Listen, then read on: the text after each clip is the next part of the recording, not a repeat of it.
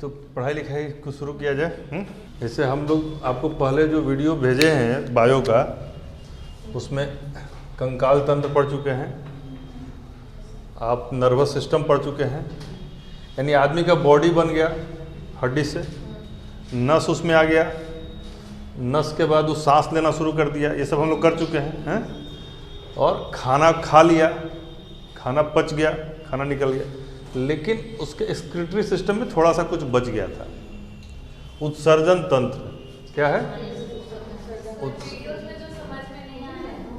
हाँ, और जैसे उसको हम आप लोग के लिए तो पूरा क्लास ही रिपीट करेंगे। जो पूछिए क्या प्रॉब्लम है, अभी पूछ लीजिए।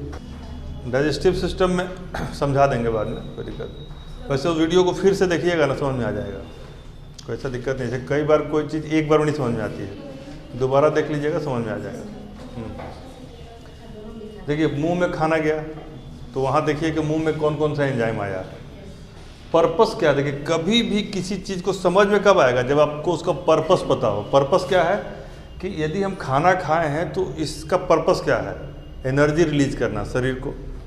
तो एनर्जी कैसे होगा? जब वो छोटे कणों में टूटेगा, उसका छोटा कण बनेगा और वह एब्जॉर्बेबल फॉर्म में आएगा, यानी जिसको अवशोषित किया जा सके उस स्थिति में आएगा। जैसे आंत क्या है, आंत के अंदर का स्ट्रक्चर को एज्यूम कीजिएगा तो आंत में ऐसे बहुत सारा ऐसे टेंटिकल टाइप का लगा रहता है बाहर में। जैसे कि जो भी खाना जाता है ना, जैसे झाड़ू लगता है ना, वैसे उसमें वो झाड़ू की तरह लगा रहता है। और नहीं, रोजी तो ऊपर में है, अमाशय में है, हम पूरे आंत की बात कर रहे हैं, छोटी आंत की बात कर रहे हैं, क्योंकि सारा मैक्सिमम पाचन तो छोटी आंत में होता है।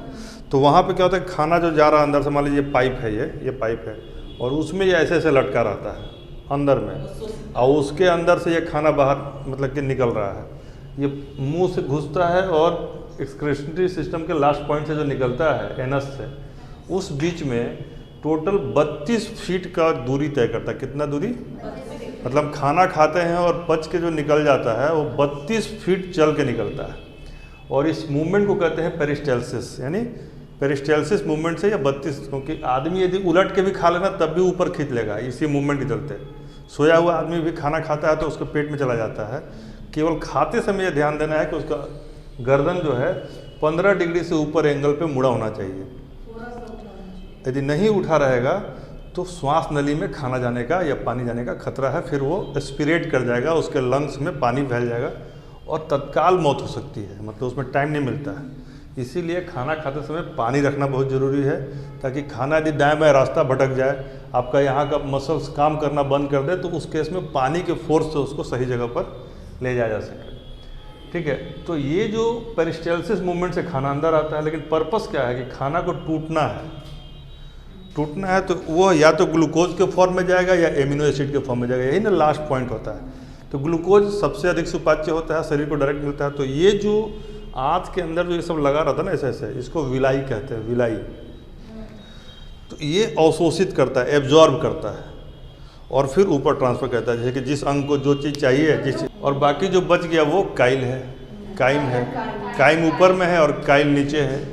और लास्ट पार्ट जो फिर बड़ी आंत का शुरू होता है, तो उसमें 1 मीटर में पानी का अवशोषण होता है। थोड़ा ध्यान से सुनिएगा तो समझ में आ जाएगा, ऐसा नहीं। क्योंकि लगातार 2-3 वीडियो देखने पे क्या होता है, पहला तो समझ में आएगा, दूसरा नहीं समझ में आएगा। इसलिए कभी भी लगातार 2-3 वीडियो मत देखिए, एक देखने के बाद थोड़ा सा जाके चाउमीन वूमिन बनाइए कुछ, ठीक है ना।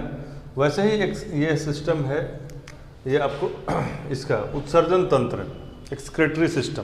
तो उत्सर्जन तंत्र मतलब क्या हुआ? उत्सर्जन मतलब समझ में आ रहा है, वर्ड से समझ में आ रहा है उत्सर्जन क्या होता है? उत्सर्जन मतलब क्या होता है? बाहर निकालना है, किसी भी चीज़ को बाहर निकालना। तो बाहर क्या क्या मतलब, देखिए आप ध्यान से देखिएगा तो बाहर बहुत सारा चीज़ निकलता है। स्वेट निकल रहा है, ठीक है। अब सुबह सो के उठिएगा तो यहाँ पर नाक पे चिपचिपा लगा रहता है, इसको सीबम कहते हैं। तो सीबम निकलता है, यहाँ से मीबम निकलता है, आंसू भी निकल रहा है, वो भी है। लेकिन एक्सक्रीटरी सिस्टम के पार्ट में उसको नहीं लेते हैं आंसू और इसको, लेकिन ये तो एक्सक्रीटरी में है ही, ये भी है एक्सक्रीटरी में। कीचड़ जो है आपके पूरे शरीर से जो पसीना निकलता है तो सारा सिस्टम है वो एक्सक्रीटरी का ही है। इसके अलावा जो यूरिन डिस्चार्ज करते हैं वो भी पूरा मेन वही है, वो भी, तो वो सारा चीज, तो मान लीजिए इस पूरे प्रोसेस में कौन कौन सा अंग लगा हुआ है निकालने में। जो पसीने की यदि बात कीजिएगा तो त्वचा यानी स्किन, यह भी एक एक्सक्रीटरी ऑर्गन है। और इसमें ध्यान देना है, यह शरीर का सबसे बड़ा अंग है। यदि पूछे कि सबसे बड़ा ऑर्गन कौन है तो उसमें रहेगा आपको लीवर भी, लेकिन आपको मारना है त्वचा। यदि ऑप्शन में है तो त्वचा, और नहीं रहे तो लीवर। ठीक है, तो ये एक एक्स्ट्रा इन्फॉर्मेशन है। इसके अलावा देखिएगा तो त्वचा से हो रहा है एक्सक्रीशन है। दूसरा क्या है, लीवर यानी यकृत।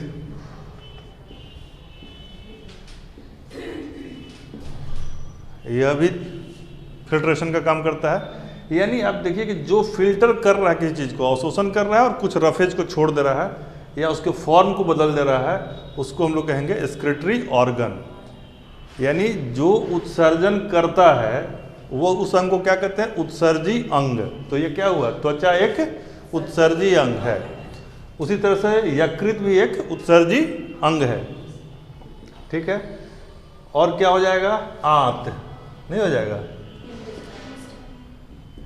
इंटेस्टाइन, यह भी एक अंग है, उत्सर्जी अंग है। इसके अलावा आपका क्या है, वो तो स्किन का ही पार्ट हो गया, स्किन का ही अपर है। इसके अलावा आपको एक सबसे मेजर है किडनी, वृक्क।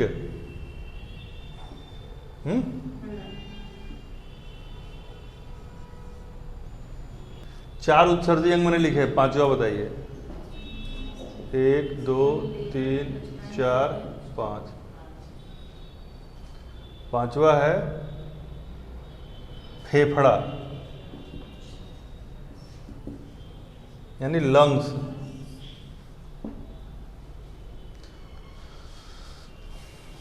तो किसी भी जो विषैला टॉक्सिन या जो भी अग्राह्य चीज है उसको निकाल के बाहर फेंक देना, यह क्या कहलाता है, उत्सर्जन की प्रक्रिया। जो ऑर्गन इस काम को करता है उसको कहते हैं उत्सर्जी अंग, और इस विधि को उत्सर्जन कहते हैं। ठीक है ना, ठीक है। अब इसमें दिमाग में ये बात आ रही हो कि इसको बड़ा अंग को मिटा देते हैं यहाँ से। ठीक है, दिमाग में बात आ रही हो कि यह इससे किस किस चीज़ों का उत्सर्जन होता है। तो त्वचा से पसीना, त्वचा से सीबम, नोज वाला है, या तरह तरह के अपशिष्ट जो नाक आँख से सब निकल रहा है वो सब अन्य अपशिष्ट है। कई बार देखिएगा कि कुछ पी वगैरह भी निकल जाता है, फोड़ा फुंसी हुआ, तो वो सब भी इसके अन्य अपशिष्ट में आ जाएगा। ठीक है ना। लीवर से क्या है, लीवर क्या करता है, जैसे पूरा शरीर का जो मैकेनिज्म है ना, ध्यान से समझिएगा तो किसी को मदद करने में भी सुविधा होगी। आप थोड़ा आधा अधूरा डॉक्टर टाइप से लगिएगा घर में, लोग बोलेगा कि पढ़ा है तो या पढ़ी है तो ये जानती है। जैसे पूरे शरीर में मतलब कंसेप्चुअल बात है कि 3 चीज़ से शरीर लड़ता है।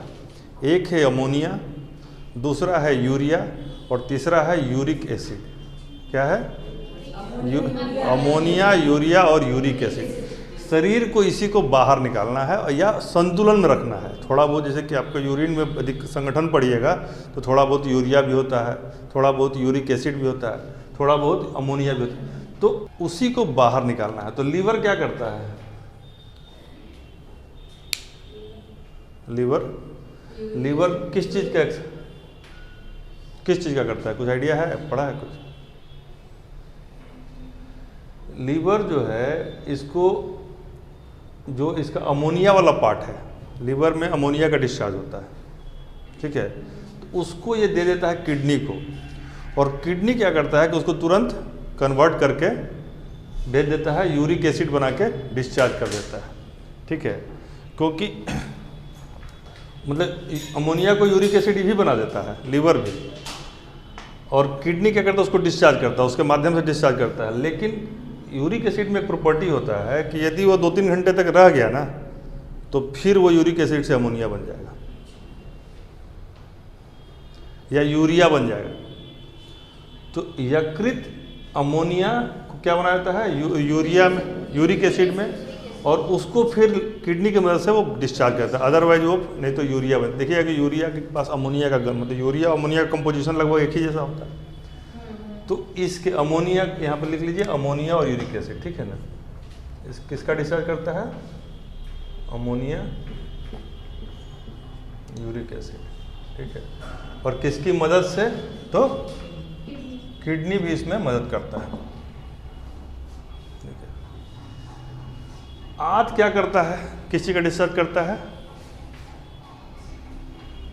आंत अनपचे भोजन को, देखिए जितना भोजन आपका पच गया पूरा फैल जाता है, पूरा प्रोसेस हम बताए हैं, कहाँ पे कार्बोहाइड्रेट का पाचन होता है, कहाँ पर प्रोटीन का पाचन होता है, और कहाँ पे नॉर्मल वसा का, विटामिन का पाचन की जरूरत पड़ता नहीं है, वो डायरेक्ट सोल्यूबल होता है।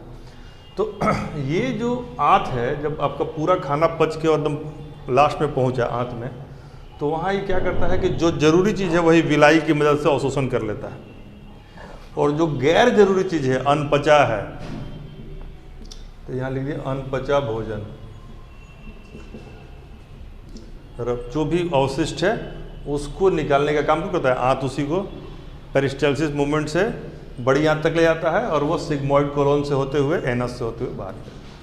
तो यह जो अनपचा भोजन है, यह एक्सक्रीशन करता है कौन, ऑर्गन आंत। तो 3 एलिमेंट हो गया आपका।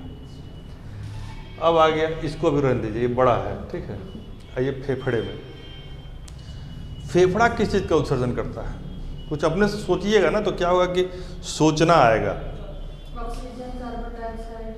तो उत्सर्जन ऑक्सीजन का तो नहीं करेगा ना, ऑक्सीजन तो उसको चाहिए, CO2 को वापस फेंकता है, ठीक है, लेकिन उसको उत्सर्जन नहीं कहेंगे, उसको वाष्पन कहेंगे, ठीक है। आप कहिए जो हमारे अनवांटेड, ऑक्सीजन तो वांटेड है, गुड। तो फेफड़े के मदद से हम जो कफ को बाहर फेंकते हैं, स्पिटम को बाहर फेंकते हैं, या किसके मदद से करते हैं, तो यह जो आता है यह इसी के फेफड़ा का, लेकिन इसको पहले लिखेंगे CO2, और बाकी पित्त बलगम कफ जो है, कफ वगैरह लिख दीजिए। और इसके अलावा वाटर का भी कुछ वेपर के तौर, मतलब जो हम फेंकते हैं ना, तो वाष्प लिखिए, वाष्प, नहीं केवल वाष्प लिखिए, हाँ, ठीक है। तो इतने चीज का।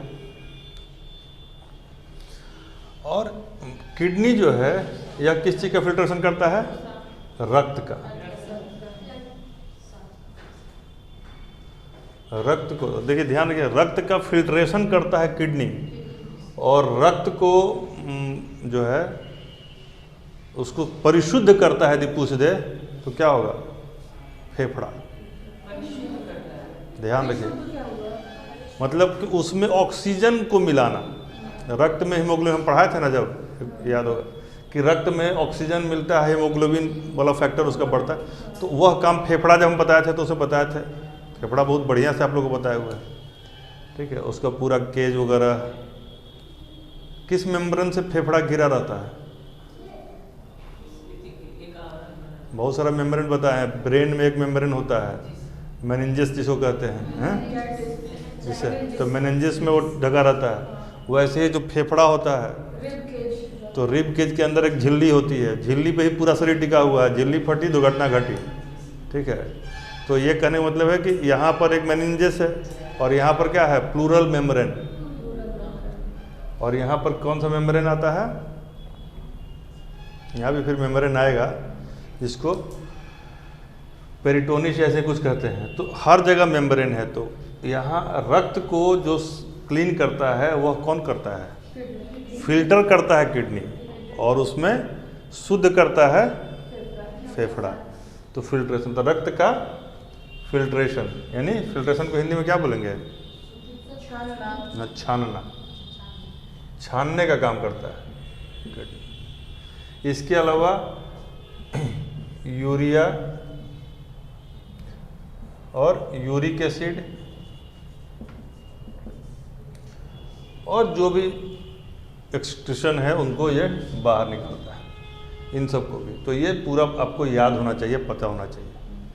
लिखिए, किडनी के चारों ओर एक झिल्ली होती है, उसको कहते हैं पेरिटोनियम। तो 3 झिल्ली का नाम बताया आपको, कौन कौन सा? मेनिंजेस, ब्रेन में, फेफड़ा में, प्लूरल मेम्ब्रेन और पेरिटोनियम। किडनी में कौन सा हुआ? पेरिटोनियम। तो 3 हो गया ना, ब्रेन में मेनिंजेस और फेफड़ा में प्लूरल मेम्ब्रेन और पेरिटोनियम। तो ऐसे एक साथ तीनों को याद कीजिएगा तो याद रहेगा। ठीक है, ब्रेन में जो झिल्ली होती है उसको कहते हैं मेनिंजेस, और इसमें इसी से मेनिंजाइटिस बनता है। और जो फेफड़ा में झिल्ली होता है उसको क्या बोलते हैं? Pleural membrane. और किडनी में जो झिल्ली से बंधा होता है उसको कहते हैं पेरिटोनियम। तब कोई पेरिटोनियम ना इंग्लिश में NEUM होता है, NEUM, PERITONEUM, पेरिटोनियम। ठीक है, चलिए लिखिए। किडनी जो है 4 से 5 इंच लंबा होता है, 2 होता है। किडनी कैसा नॉर्मली सेम का बीज देखे हैं ना, वैसा ही किडनी होता है। और इस किडनी के ऊपर में एक यहाँ पर, इसको कहते हैं ब्रिक, किडनी को कहेंगे, ये 2 होता है। तो यह हो गया ब्रिक यानी किडनी। और इसके ऊपर जो है, इसके ऊपर है तो क्या कहेंगे उसको? अधिवृक्क। अधिवृक्क यानी एड्रीनल ग्लैंड। तो किडनी एड्रीनल ग्लैंड कहाँ होता है? तो आदमी दिमाग में खोदने लगता है, चूँकि एड्रीनल ग्लैंड, चूँकि हम बोले हैं ना कि एड्रीनल ग्लैंड में जब एक्साइटमेंट होता है तो वो ये करता है, ब्लड का डिस्चार्ज तेज़ी से करने लगता है और बहुत सा। तो यह क्या है ना, बेसिकली होता है किडनी के ऊपर। और जब आप प्रेशर सिचुएशन में यह बहुत ज़्यादा हाइपर एक्टिव हो जाता है।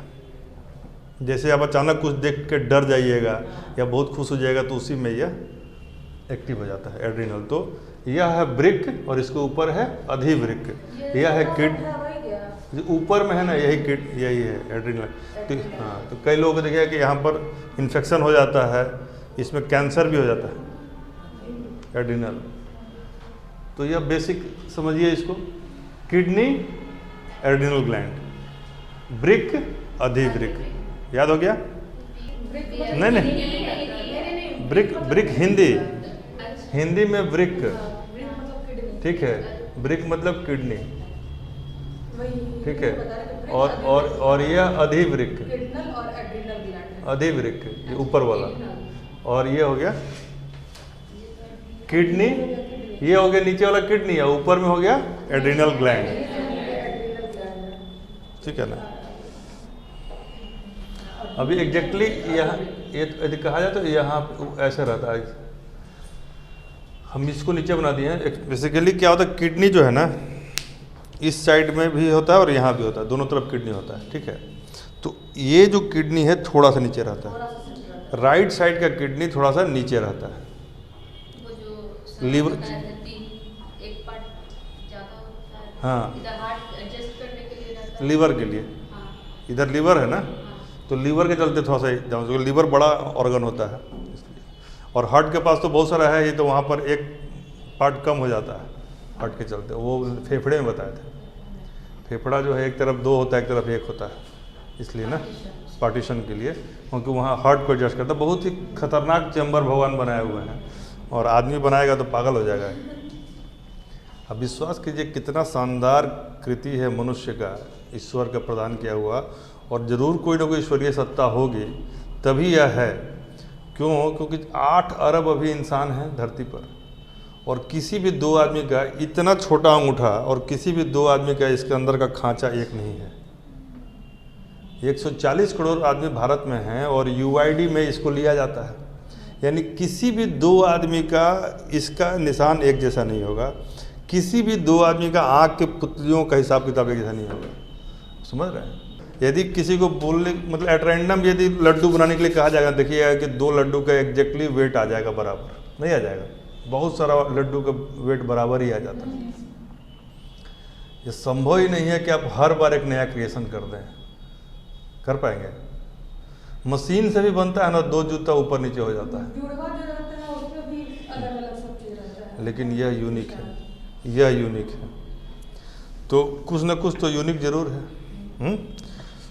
क्योंकि यदि कुछ ना कुछ यूनिक नहीं होता तो इक्वल मेहनत पर इक्वल रिजल्ट आता। मान लीजिए 8-8 घंटा पढ़ना के बाजी लगा, 8-8 घंटा सब पढ़ लिया, सबको नौकरी हो जाता, ऐसा होता नहीं। इक्वल मेहनत इक्वल सिचुएशन पे भी अलग अलग रिजल्ट आता है। अब उषा जी से 400 सवाल पूछ लिए, उसी का नहीं हुआ तो वो अपना में से निकाल के दे दिया, तो उसका गया काम से। कह रही है उसको फोन पे, आपसे तो हम पूछ के लिखे थे, आपका कैसे नहीं हुआ? तो बेचारा एक तो ऐसे जला हुआ उसको और नहीं। वहाँ देखिए, परीक्षार्थी को बड़ी स्वार्थी होना चाहिए। Always be selfish if you want to become something. यह नहीं है कि स्वार्थी का मतलब है कि किसी और का लेकर भाग जाइए। अपने काम के प्रति फोकस होना भी एक सेल्फिशनेस है, और आप इसमें किसी का नुकसान नहीं कर रहे होते हैं, कहीं ना कहीं कोई निर्माण कर रहे होते हैं। ये नहीं कि आपको ऐसे मतलब कुछ कर नहीं रहे हैं, कोई आया तो साइड हट गया। यदि पढ़ना है तो पढ़िए, मतलब ये नहीं कि अब पढ़ाई छोड़ के किसी का बिजली का बिल जमा करने मत जाइए।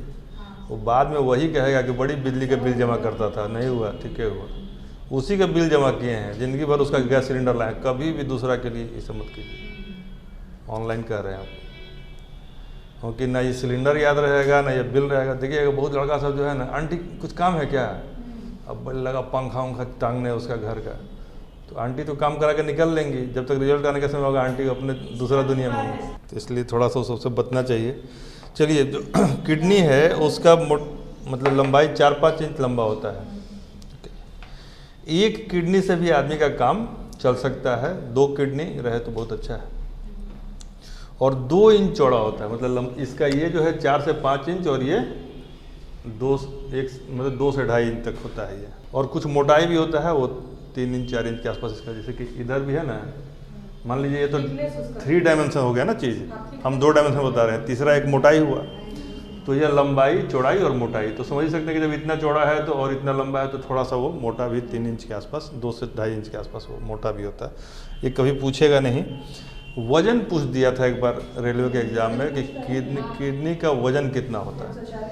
140 ग्राम होता है इसका वजन, ठीक है। और हाँ, और इसका जो शेप होता है, तो शेप में ध्यान दीजिएगा, कॉनकेव और कॉन्वेक्स आप लोग पढ़े हुए हैं, उत्तल और अवतल। तो ये जो बाहर की तरफ निकला हुआ है क्या हुआ, कॉन्वेक्स हुआ, और तो बाहरी भाग इसका क्या हुआ, कॉन्वेक्स हुआ, और अंदर में यह कॉनकेव होता है, ठीक है। और इसका जो निर्माण में 2 अंग निकला है, इसे तो बहुत सारा है, लेकिन जैसे कि इसका बाहरी भाग को हम लोग कहते हैं कॉर्टेक्स। क्या कहते हैं, कॉर्टेक्स। बाहरी भाग को कहते हैं कॉर्टेक्स, CORTEX। यह हो गया बाहरी भाग। जैसे कि ये नहीं कि इसका बाहरी परत को, ध्यान से समझिएगा बात को, इसके बाहरी परत को कॉर्टेक्स नहीं कहते हैं, बाहरी भाग को कॉर्टेक्स कहते हैं। अधिकांश लोग समझते हैं कि बाहरी परत को कहते हैं। जैसे इसको बड़ा यदि बनाएं, इसी शेप को हम यहाँ बड़ा बना रहे हैं, तो इसमें ऐसे ऐसे ये एक पार्ट बना हुआ है, उसके बाद एक पार्ट ऐसे ऐसे बना हुआ है, और ये कुल मिला के किडनी बना हुआ है, ठीक है। तो यह जो शेडेड पार्ट है, यह है कॉर्टेक्स। यह हो गया बाहरी भाग, दैट इज कॉर्टेक्स। और यह हो गया भीतरी भाग या मध्य भाग, दैट इज मेडुला। याद हो गया। तो किडनी में धीरे धीरे आपको हम अंदर ले जा रहे हैं इसको। ये मिडिल में जो है ना, ये है मेडुला, ये पूरा ऊपर तक। तो cortex and medulla, convex and concave. अंदर कॉनकेव, बाहर से कॉन्वेक्स, कोई दिक्कत नहीं। मेडुला और कॉर्टेक्स, कॉर्टेक्स ये वाला पार्ट हो गया, ठीक है। और यह हो गया ग्लैंड में एड्रिनल, और यह टोटल किडनी, दिक्कत नहीं। अब ये जो किडनी है, मान लीजिए इसमें 2 तरह का नस जाएगा, और एक नस इधर भी 2 नस जाएगा, इधर भी 2 नस जाएगा, ठीक है। समझिए इसको। एक नस का नाम है आर्टरीज, और एक नस का नाम है वेन्स। एक का नाम है धमनी और एक का नाम है शिरा, ठीक है। तो यह इससे जाके यहाँ जुड़ा रहेगा। तो अब क्या हो गया, किडनी आपको समझ में आ गया, यहाँ पे एड्रिनल ग्लैंड है, ये किडनी है, ये इसका बाहरी कॉर्टेक्स है, ये मेडुला है और इसमें वेन जुड़ा हुआ है। कोई दिक्कत? धमनी और सीरा दोनों, धमनी जो है आर्टरी जो है वो मोटा होता है और वेन्स जो है पतला होता है। एक में अनफिल्टर्ड ये रहता है ब्लड और एक फिल्टर्ड ब्लड रहता है, वो पूरा समझ में आ जाएगा। अब एक मान लीजिए यहाँ पे फिल्ट्रेशन का काम हो रहा है, तो यहाँ से जो गड़बड़ चीज़ है, जो भी यूरिया का उत्पाद है, यूरिक एसिड है, जितना भी फिल्टर्ड चीज़ है वो एक पाइप यहाँ लगा हुआ है, एक पाइप यहाँ लगा हुआ है, क्योंकि दोनों किडनी में सब कुछ बराबर रहेगा, तभी ना एक हटने पे दूसरा भी काम कर लेगा। कोई दिक्कत? तो ये जो दोनों है इसको क्या करता है, मान लीजिए कि इसमें यूरिन है, यूरिन में ही सब कुछ है, तो यह एक पाइप के थ्रू आता है और एक जगह यह जमा हो जाता है। ठीक है, तो इसको कहेंगे यूरेटर। क्या कहेंगे? यूरेटर, मूत्रवाहिनी या यूरेटर। और इसको कहेंगे ब्लैडर, यूरिन ब्लैडर। तो यूरिन ब्लैडर में क्या होता है, जमा होता है। मान लीजिए ऐसे नहीं रहेगा तो क्या दिक्कत होगा कि आदमी का यहाँ फिल्ट्रेशन तो हमेशा चल रहा है, तो लगातार ड्रिप ड्रिप करके आदमी यूरिनेट करता रहेगा, तो यहाँ जमा होता है। अब इसमें आधा लीटर तक जमा हो सकता है। अब कोई कोई आदमी बहुत अपने आप को रोके हुए है, तो उसको पता लगा कि आधा लीटर के बाद भी 600 ml हो गया, 700 ml हो गया और उसका हालत ख़राब है। लेकिन मैक्सिमम इसमें ज़्यादा रोकिएगा तो यहाँ पे ज़्यादा करप्शन आ जाएगा। क्या होगा कि हमने बताया ना कि यहाँ जो अमोनिया है उसको यूरिया के फॉर्म में करके वो दे देता है लीवर किडनी को, किडनी उसको यूरिक एसिड और यूरिया को अपना ये करके निकल। लेकिन यूरिया में एक प्रॉपर्टी होता है, यहाँ यूरिया लीजिए, अब यूरिया फिर चेंज हो जाएगा, 3 घंटे में ही हो जाता है।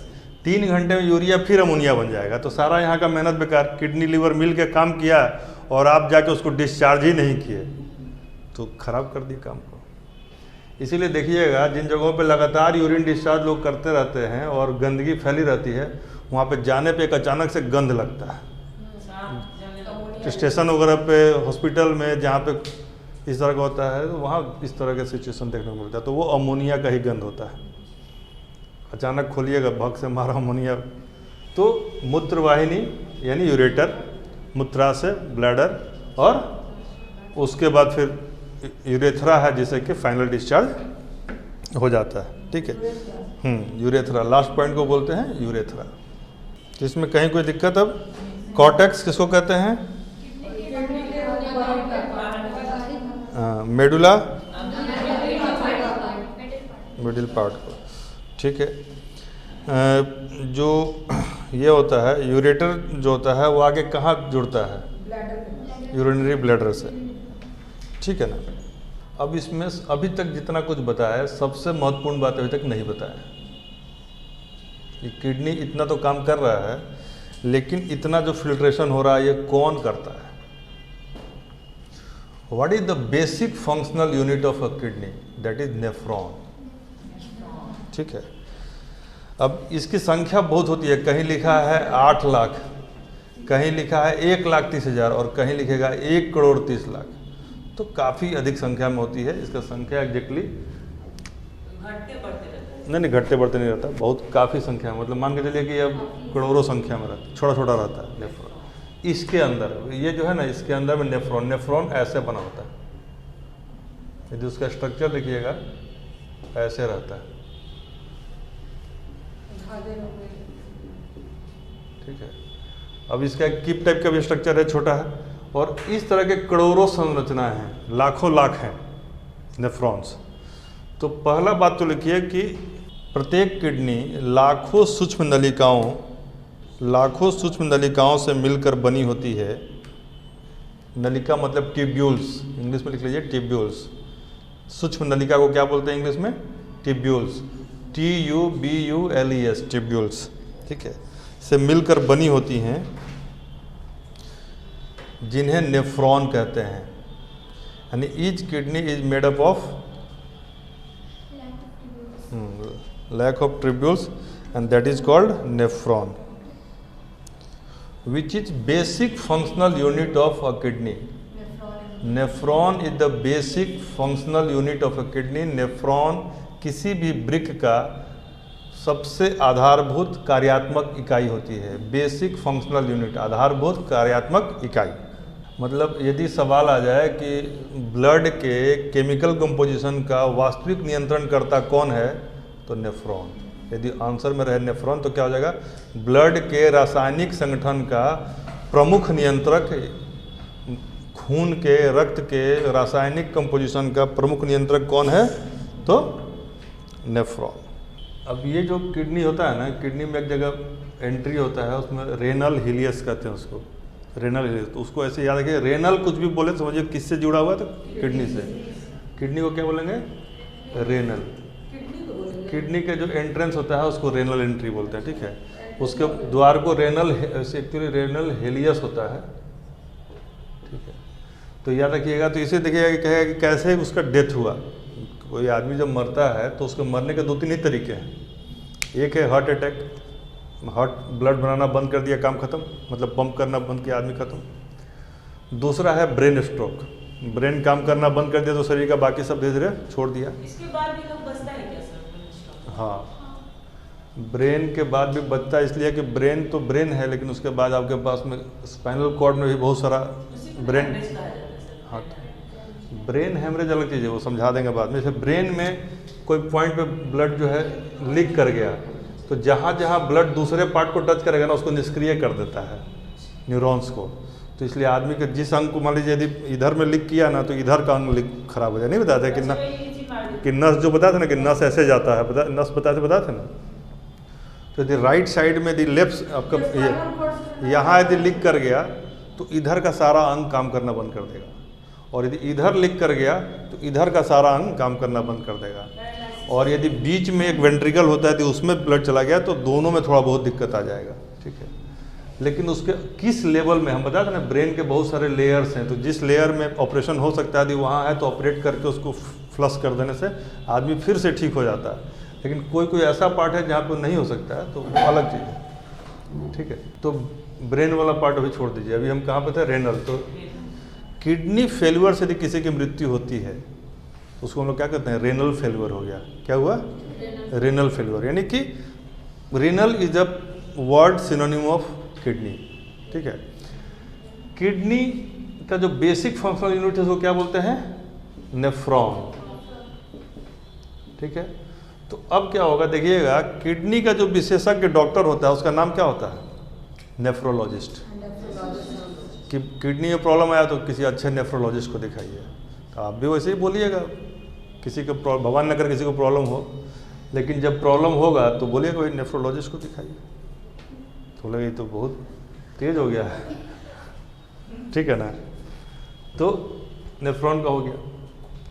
अब ये जो होता है इसी के अंदर ये जो चीज स्ट्रक्चर बना रहे हैं, यह एक होता है बोमन संपुट, बार बार नाम आएगा।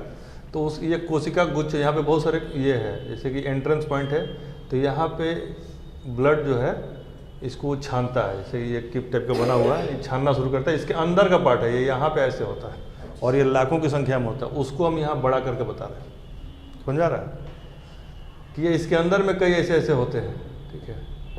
वो भी एक दो नहीं, लाखों में। हाँ, मेडुला, हाँ मेडुला वाला पार्ट में। तो अब इसमें क्या है, खून आया तो ये क्या करता है कि खून को छानता है। छानने में क्या करता है कि उसका जैसे कि जो गड़बड़ चीज़ है उसको वापस कर देता है और सही चीज़ को ले लेता है अंदर, लेकिन कुछ अच्छा चीज़ को भी वापस कर देता है। कुछ जैसे नहीं होता कि फील्ड मतलब छन्नी लगा है तो छन्नी में हम एक चीज़ को छानना है, 2 चीज़ और एक्स्ट्रा भी छान दिया जो कि उसका ज़रूरी पार्ट है। तो फिर इधर में क्या होता है कि इस वाले एरिया से बोमन संपुट जो है उस अच्छे चीज़ को फिर से खून में मिला देता है। ऐसे इसको कहते हैं ग्लोमेरुलस, इसका नाम है ग्लोमेरुलस। लिख दीजिए, लिखिए इसका नाम, स्पेलिंग है GLOMERULUS, ग्लोमेरुलस, ग्लोमेरुलस। तो पहला फिल्ट्रेशन करता है ये ग्लोमेरुलस यहाँ पर। अब यहाँ छानने के बाद क्या किया, कुछ अच्छा चीज़ को भी छान के भगा दिया। तो वो जो अच्छा चीज़ है उसको ये फिर क्या करता है, ये सब यहाँ पे पीछे वोमन संपुट का जो पार्ट है कि उसको फिर से खून में मिला देता है। यहाँ पे जो इस स्ट्रक्चर का जो ये डॉट डॉट पार्ट है ना, इसको कोशिका गुच्छ कहते हैं, यानी उसी का ये चित्र है, विस्तृत चित्र है। तो ग्लोमेरुलस उसके फ्रंट पार्ट पर है, वह पहला फिल्ट्रेशन का काम करता है।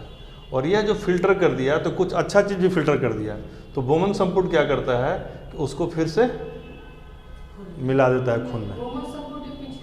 इसके पीछे है, हाँ इसके पीछे है, ये कुल मिला के एक ही स्ट्रक्चर है, ठीक है। तो यह जो फिर से उसको मिला देता है, तो यह इसको कहते हैं फिल्ट्रेशन। ये जो पहला काम किया उसको क्या बोलेंगे? फिल्ट्रेशन या निस्यंदन। क्या कहेंगे? फिल्ट्रेशन या निस्यंदन, जो हिंदी में अंग्रेजी में जो अच्छा लगे, आसान लगे, फिल्ट्रेशन ही ठीक है, हैं? उसके बाद ये लोग क्या करता है कि इसको फिर से मिला देता है, तो इसको कहते हैं रीअब्जॉर्प्शन, यानी रीअब्जॉर्प्शन, पुनर्अवशोषण। तो यहाँ पर वो अच्छा चीज़ को भी छान दिया, फिर उसको मिला दिया। तो इस पूरे प्रोसेस को, पूरे मैकेनिज्म को, मतलब फिल्ट्रेशन इतना बढ़िया है कि इसमें AI लगा हुआ है कि भाई क्या जरूरी है और क्या जरूरी नहीं है, जिसको कहते हैं अल्ट्रा फिल्ट्रेशन। ओवरऑल क्या कहेंगे? Ultra filtration. अच्छा, इसमें भी ध्यान रखिएगा, रक्त जो है ना, प्लाज्मा और सेल दोनों से मिलकर बना होता है। रक्त में 60% प्लस प्लाज्मा होता है और उसके बाकी कोशिकाएं होती हैं। तो ये सारा फिल्ट्रेशन प्लाज्मा का ही होता है, ठीक है, सेल। तो लिखिए 1 मिनट में करीब 1 लीटर रक्त, जिसमें 500 ml प्लाज्मा होता है, 1 लीटर बताया जा रहा है 1 मिनट में करीब 1 लीटर, थोड़ा ज़्यादा ही हो सकता है, देखो, जिसमें 500 ml प्लाज्मा होता है, ठीक है, इस ग्लोमेरुलस से होके गुजरता है। 1 मिनट में 1 लीटर गुजरेगा, जिसमें 500 प्लाज्मा है, तो उसको मेन मतलब प्लाज्मा से है, और उतना गुजरेगा ग्लोमेरुलस से, उसमें वो 10% को छान देता है, मोटा मोटी 10% गड़बड़ी। अब कोई दारू पिए रहेगा तो उसको ज़्यादा मिल जाएगा उसमें गड़बड़ी, ठीक है। वही जो उसका पहला वाला पार्ट है, तो ये जो छानता है, इस प्रक्रिया को कहते हैं अल्ट्रा फिल्ट्रेशन। ग्लोमेरुलस के द्वारा रक्त को, मान लीजिए पूछ ही दे अल्ट्रा फिल्ट्रेशन क्या है, तो ग्लोमेरुलस क्या बोलते हैं, ग्लोमेरुलस के द्वारा जो खून को छानने की प्रक्रिया है उसको कहते हैं अल्ट्रा फिल्ट्रेशन। और खून में जो दोबारा जो जैसे क्या अच्छा है क्या बुरा है, या मिलाने की जो प्रक्रिया कहते हैं, जो बाद में होती है, उसको कहते हैं डायलिसिस, जो शरीर करता है। और यह बाद में भी मशीन से भी लोग करने लगते हैं कि डायलिसिस में शरीर का जो मतलब खून का जो प्रॉपर कंपोजिशन है, उसको मेंटेन करने के लिए नहीं होता कि जो गैर जरूरी चीज़ है उसको मिला दिया जाता है, जरूरी चीज़ों को मिला दिया जाता है, इसी को डायलिसिस करते हैं। तो शरीर ये खुद से करता है, लेकिन जब आदमी बीमार पड़ जाता है, उसका किडनी उस तरह से काम नहीं करता है, तो यह बाहरी तरीके से करना पड़ता है। नहीं, वो लिखिए चयनात्मक निस्यंदन को डायलिसिस कहते हैं। चयनात्मक यानी सेलेक्टिव, और निस्यंदन मतलब फिल्ट्रेशन, यानी क्या रखना है और क्या छोड़ना है, इसको मिलाने और छोड़ने की प्रक्रिया को डायलिसिस कहते हैं। मतलब खून के ओरिजिनल फॉर्म में बनाए रखने, खून को लिखिए, रक्त को उसके शुद्धतम संगठन में बनाए रखने के लिए डायलिसिस का प्रयोग होता है। तो नेफ्रॉन भी समझ में आ गया, ग्लोमेरुलस समझ में आ गया, फिर बोमन संपुट समझ में आ गया, जो कि उसमें फिर से गलत चीज़, जो मतलब सही चीज़ को जो छान दिया था उसको फिर से डालता है। तो यह जो प्रक्रिया होती है, उसको फिर से उस पूरे प्रक्रिया को डायलिसिस कहते हैं। अल्ट्रा फिल्ट्रेशन से यहाँ जो हो रहा है ये अल्ट्रा फिल्ट्रेशन है, और ओवरऑल जो हो रहा है यह डायलिसिस है। समझा गया? इस मैथमेटिकल चार्ट से समझिए, यहाँ जो हो रहा है मुंह पर, यह अल्ट्रा फिल्ट्रेशन है, और यह ओवरऑल जो यहाँ पर हुआ कि जो यहाँ से उसको फिर इसमें मिला दिया गया खून में, यह जो पूरी प्रक्रिया है इसको डायलिसिस कहते हैं। यानी खून बना रहे, यह मैनेज कौन करता है? डायलिसिस। जो उसका ओरिजिनल फॉर्म है वो बना रहे, और जो गलत चीज़ है वो निकल जाए। जब निकल जाएगा तो यही सब जो है ना, इस सब का कनेक्टिविटी इससे रहता है। तो ये वाहिकाएं गलत चीज़ को, जैसे कि मान लीजिए यूरिया को, यूरिक एसिड को, अमोनिया को, कुछ मात्रा में एक्स्ट्रा प्रोटीन को, लेकिन जब प्रोटीन ज़्यादा आने लगे तो आदमी कहता ना कि अरे इसका प्रोटीन आना शुरू हो गया, क्योंकि प्रोटीन छन नहीं पाता है। प्रोटीन इतना शार्प होता है कि प्रोटीन और रक्त का जो सेल है यह यहाँ पर इससे बाहर चला जाता है, ठीक है। लेकिन जब इसमें प्रोटीन आने लगे तो आदमी बीमार हो गया। लोग कहता रहे उसका यूरिन से प्रोटीन आ रहा है, मतलब उसका स्थिति अब दर्दनाक है, अच्छा नहीं है, ठीक है। क्योंकि जो अल्ट्रा फिल्ट्रेशन के द्वारा रुधिर की जो प्लाज्मा है उसमें ग्लोमेरुलस द्वारा जल, ग्लूकोज, खनिज आदि का को छान लिया जाता है, लेकिन रुधिर कणिकाएं और प्रोटीन को नहीं छान पाती है। तो इसलिए, और यदि उसको भी छान लिया तो छाना हुआ चीज़ को तो वापस भेज देगा, तो पता चल प्रोटीन आ गया डायरेक्ट। इसीलिए बहुत जब उम्र बढ़ जाए तो बहुत उबला हुआ अंडा नहीं खाना चाहिए, हार्ड प्रोटीन नहीं खाना चाहिए, बहुत ज़्यादा उबाला हुआ दाल नहीं खाना चाहिए। ऐसा दाल जो नहीं पच रहा हो तो वो नहीं खाना चाहिए, मतलब 60+ वाले लोगों को आजकल, जिसको भी प्रोस्टेट में, हाँ प्रोस्टेट होता है, हाँ किडनी में क्रिएटिनिन का लेवल बढ़ जाता है, ठीक है ना। बोमन संपुट, हाँ बोमन संपुट बोलते हैं उसको ओवरऑल, BOMEN, बोमेन बोलते हैं, बोमेन। वैसे एक्चुअली BOW होता है, BOW वो बोमैन होता है। देखिए BOWMAN', BOWMAN', ठीक है। और संपुट को इंग्लिश में बोलते हैं कैप्सूल, कैप्सूल, तो बोमन्स कैप्सूल। यानी प्रत्येक नेफ्रॉन जो होता है उसमें एक प्याली नुमा संरचना होती है, जिसको, और जो जाली होती है क्या बोलते हैं, नालिका टाइप का, उसको कहते हैं बोमन संपुट। ये पूरा जो है ना यहाँ से लेके यहाँ तक टोटल को बोमन संपुट कहते हैं, जिसके मुंह पे ग्लैमुलरस बना होता है और अंदर में तत्व बना होता है, और ये पीछे एक ऐसे नालिका टाइप का होता है, ठीक है।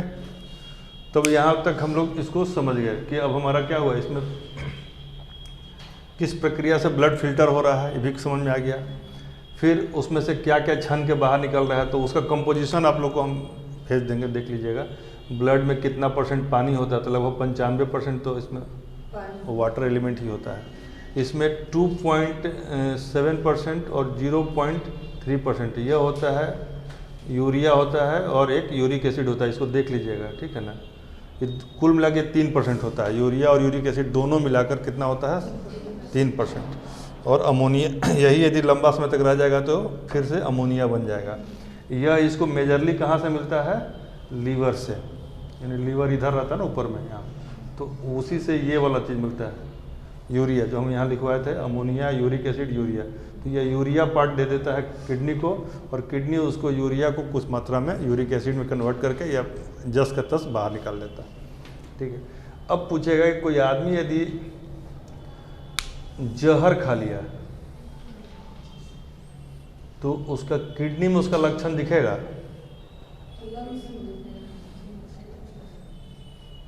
कोई जहर खाने से किसी की मृत्यु होती है तो किडनी क्या करता है ना, जहर को निष्क्रिय करता है। जब थोड़ा मोड़ा जहर रहेगा ना तो किडनी उसको न्यूट्रलाइज कर देगा, निष्क्रिय कर देता है, बहुत अच्छा प्रॉपर्टी है इसका। तो किडनी चूंकि जहर को निष्क्रिय कर देता है, तो जहर खाने के बाद किडनी में पता नहीं चलेगा। यदि किडनी से पता किया तो निष्क्रिय कर दिया है। लेकिन लीवर को जब हम पढ़ाए थे तो आपको ध्यान होगा कि यदि जहर खाएगा कोई तो लीवर में उसका असर रह जाता है, तो उसके लीवर के टेस्ट से पता चलेगा कि जहर खाया गया है, ठीक है ना।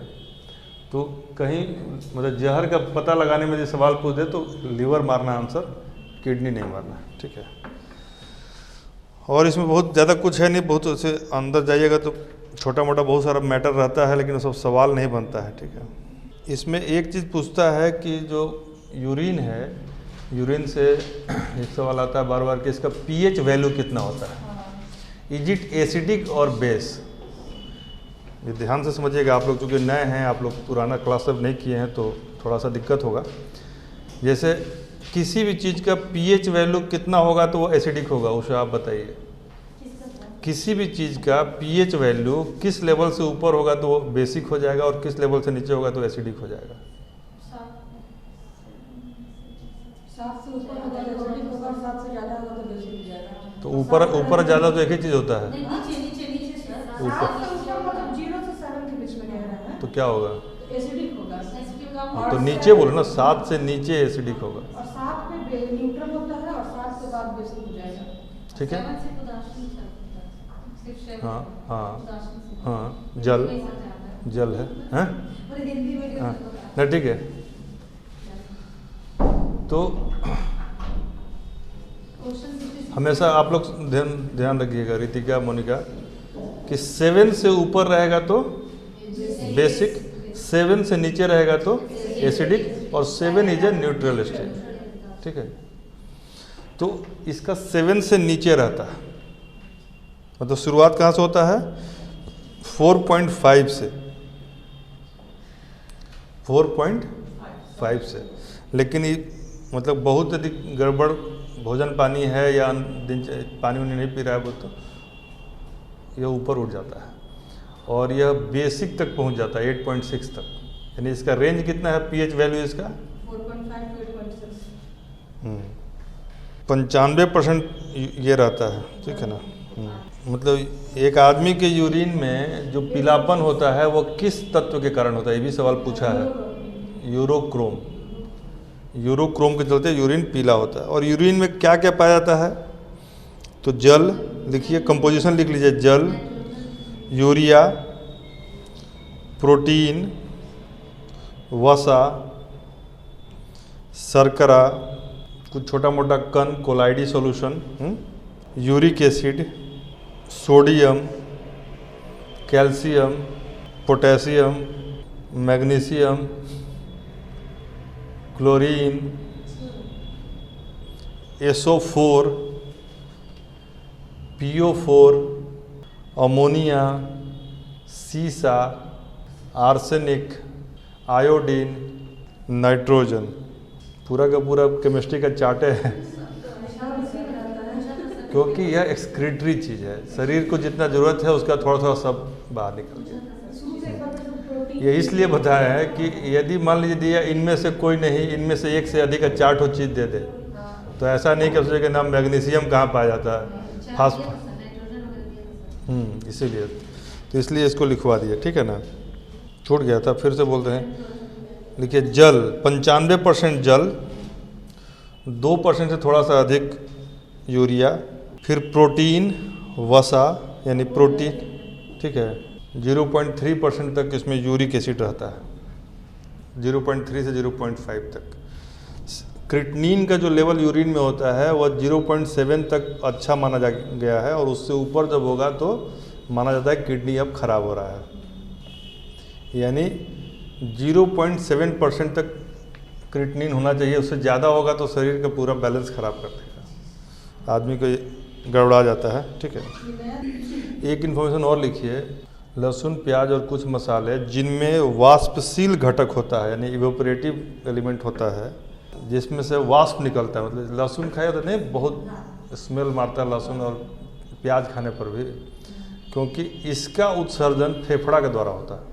फेफड़ा में जो लिखे ना कि क्या करता है, ये यहाँ पर है फेफड़ा, CO2, कफ, वाष्प, तो वेपर और CO2 तो कर ही रहा है, साथ में लहसुन, प्याज और बाकी वाष्पशील मसालों का भी उत्सर्जन कर देता है। यानी जब आप सांस छोड़ते हैं तो लहसुन का गंध आता है, जब आप सांस छोड़ते हैं तो प्याज का गंध आता है। मूली तो वो अलग है, मेटाबॉलिक रिएक्शन जाता है, मूली अंदर तक जाता है, हाँ। तो वो क्यों आता है? क्योंकि फेफड़ा जो है ना, फेफड़ा ही उसका उत्सर्जन करता है, इसलिए एक सवाल बन सकता है, ठीक है। इसमें इतना ही आज काफ़ी है, इसको आप इससे ज़्यादा सवाल है तो बहुत कुछ, लेकिन डॉक्टर नहीं बनना है, इतना काफ़ी है, ठीक है ना। उत्सर्जन तंत्र आपका पूरा हो गया, इन्फॉर्मेशन पार्ट यही है, बाकी सवाल हम आपसे कुछ और पूछ लेंगे तो उसमें क्लियर हो जाएगा। तो एक तंत्र आपका ये पूरा हो गया। अब आपका बायो में मतलब केवल जो जीव विज्ञान है, प्लांट नहीं, मतलब प्लांट वाला अलग है, प्लांट वाला पढ़ाना हमको, प्लांट नहीं पढ़ा है। जीव में अभी आपको केवल कोशिका एक पढ़ाए हैं, लेकिन थोड़ा और ढंग से पढ़ाएंगे, और ब्लड वगैरह, हार्ट का फंक्शन पढ़ाएंगे, ठीक है। तो ये वाला पार्ट क्लियर हो जाएगा। जिन लोगों का नहीं हुआ है वो वीडियो से क्लियर नहीं हो रहा तो बैठ के हमसे 1-to-1 भी बात कर लेंगे और अलग से हम क्लास भी लेंगे आपका।